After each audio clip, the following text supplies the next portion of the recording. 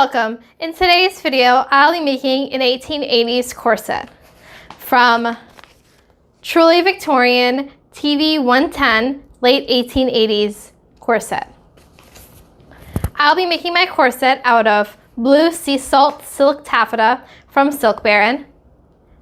I will also be using external boning channels, which is a very popular thing in the period. It will be my first time, so I can't wait to see how they turn out. Hope you enjoy the rest of this video. The first step was cutting out my pieces from the strength layer, for which I chose a cotton herringbone coutil. Now this corset pattern has 12 pieces, 2 fronts, 2 middle fronts, 2 side fronts, 2 side backs, 2 middle backs, and 2 backs. Then cut my pieces out of my fashion layer, this lovely sea salt silk taffeta from Silk Baron. I managed to scrap all my pieces needed, including binding, out of the extra I had left over from making my 1861 bonnet. But before I could sew them together, I had to insert the busk. I started with the loop, or right side of the busk. I lined up the busk to the center front piece, right sides together, and marked with my pencil on either side of the loops. I then marked the seam allowance. After pinning, I sewed over that line, back stitching at every line that indicated a loop in the busk, then skipped to the next one, back stitched, and started again. Here's a closer look. After ironing open the seam, I inserted the busk, then realized I made a mistake. I should have placed the waist tape in between the 2 layers when I sewed up the center front seam. That way, when the front panel was turned right sides out, the waist tape would lay on top of the inner layer of coutil. After a brief session with my seam ripper, the mistake was corrected and I moved on. Now I could insert the busk. Here you see me using wonder clips to secure the busk and keep it taut. I then sewed around the busk as close as I could using a zipper foot. Here is how the busk looks once secured.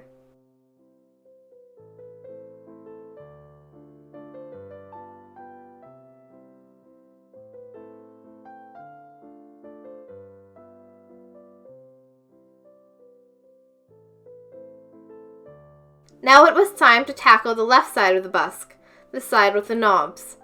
I pinned the coutil piece to the silk piece, right sides together, sandwiching the waist tape in between. I then placed the loop side of the busk and marked with a friction pin where they laid over the left side of the piece. I then made a hole using an awl and inserted the knob side of the busk. I then secured it in place with wonder clips and sewed the busk in place by machine using a zipper foot.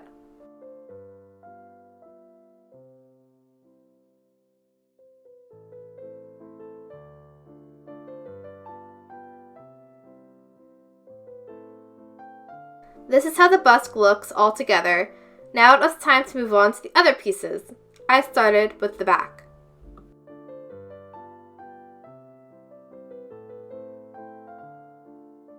The back panels have 2 parallel boning channels straddling the grommets. I transferred the markings using a friction pen, then sewed them by machine.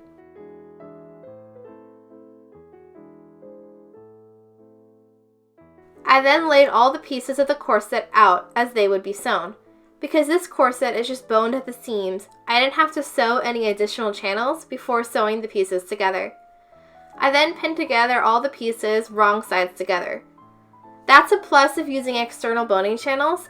All the raw edges will be on the outside of the corset and covered up by the boning tape. All the pieces were then sewed together by machine using a 1/2 inch seam allowance.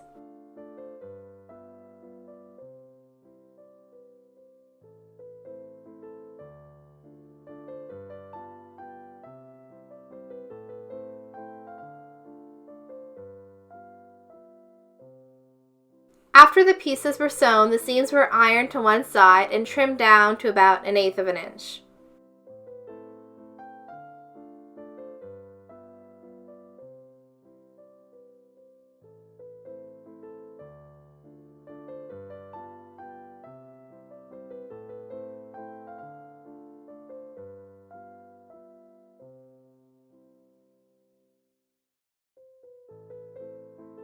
Now before I could place the boning channels, I pinned in place the waist tape, which would be secured when the boning channels are sewn over it. The waist tape curves because it follows the natural curvature of the waist. Now I had boning channel tape that was 3/4 inch wide. I decided to put 2 bones per channel. So before I pinned the tapes over the seam on the exterior of the corset, I marked a line in the middle of the tape, which was positioned directly over the seam when pinned onto the corset.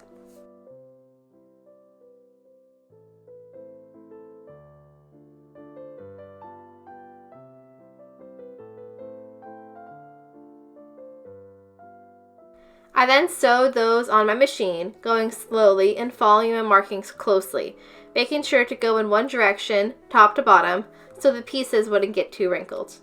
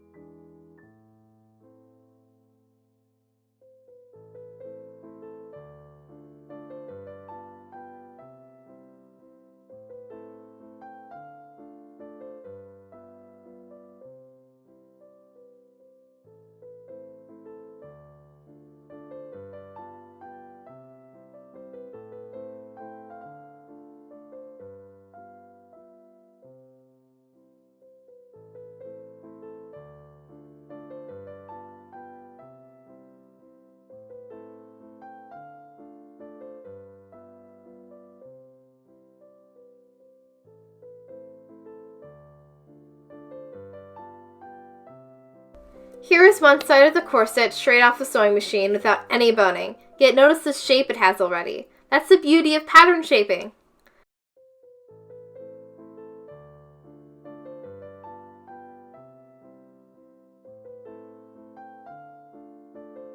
Here's also an interior shot showing you how the waist tape was secured by sewing on the boning channels.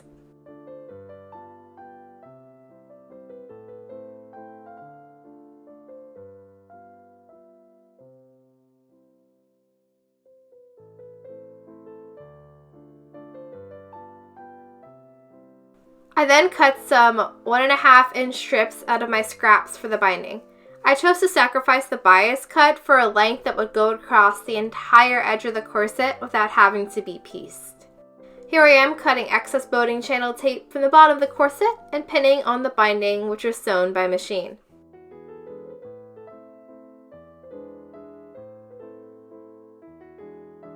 Once it was sewn, it was off to the ironing board. I ironed the binding away from the corset, then trimmed the bottom to 1/8 of an inch, then folded the binding over and ironed it again. The binding was secured with wonder clips.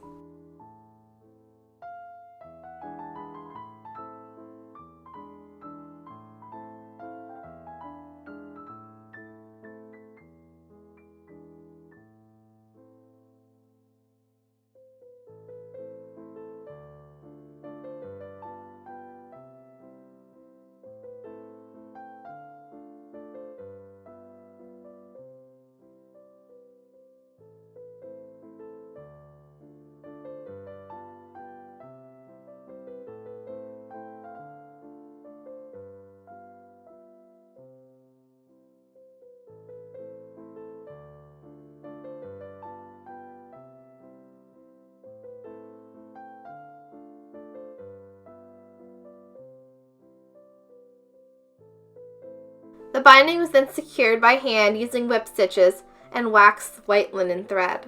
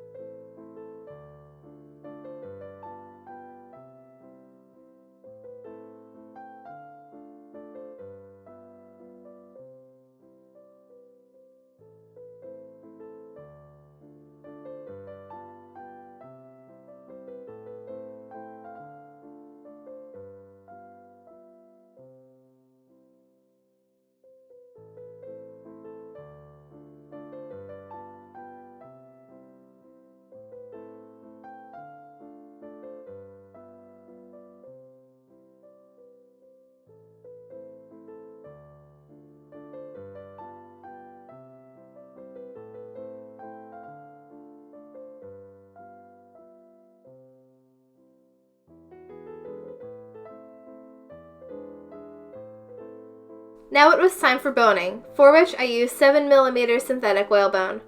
A couple of the channels were too tight, which was okay because one of the plus sides of using synthetic whalebone is that you can split it using scissors, which I had to do for a couple channels.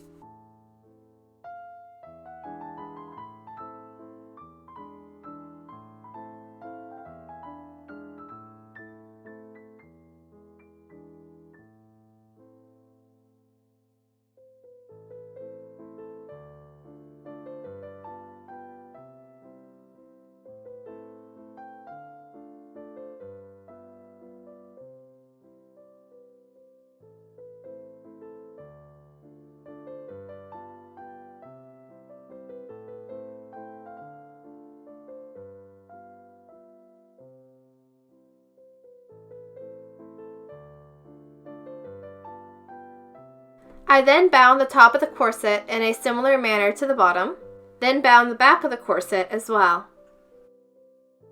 The last step to making this a functional corset was to add grommets. I used size 00 punch, a rubber mallet, and an elk sounding block to punch out the holes for the grommets to go in.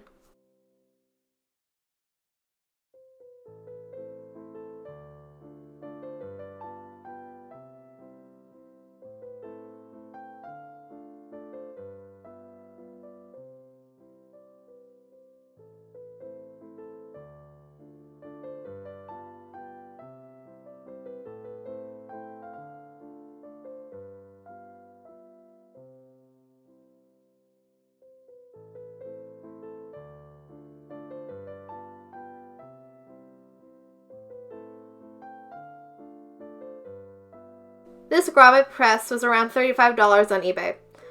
I placed the grommet in the press, followed by the corset, followed by the eyelet, then pressed the lever down. There is a total of 14 grommets on either side of this corset.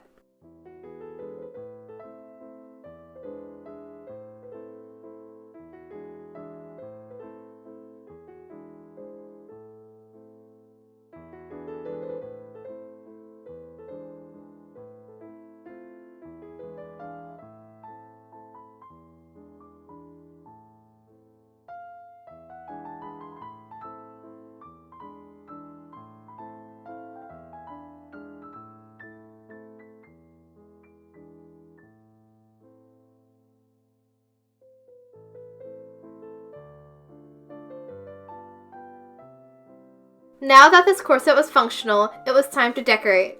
I used some of this lovely lace from Penny River Costumes for edging. I secured it with wonder clips.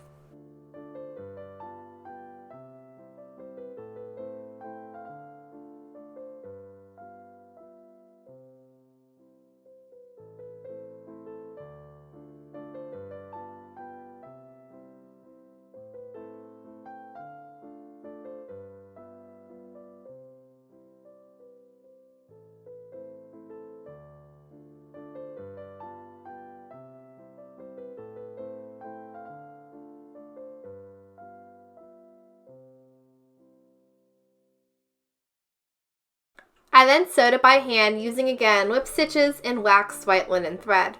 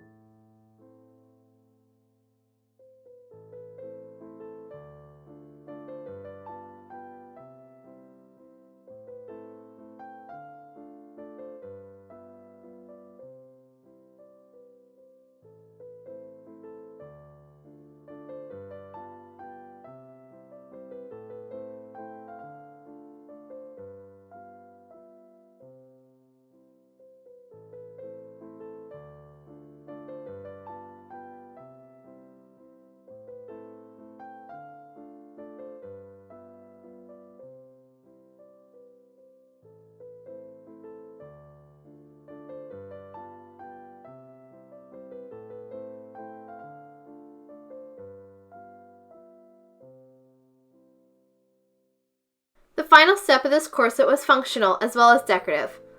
Flossing. Flossing helps keep the bones in place. I will link above and below a thorough tutorial on flossing for those interested. I used 3 strands of powder blue embroidery floss. I pinned 2 inches away from the bottom, started at the bottom right of the bone. Remember, there are 2 bones per channel. I did each separately. Then moved to the top left by the pin.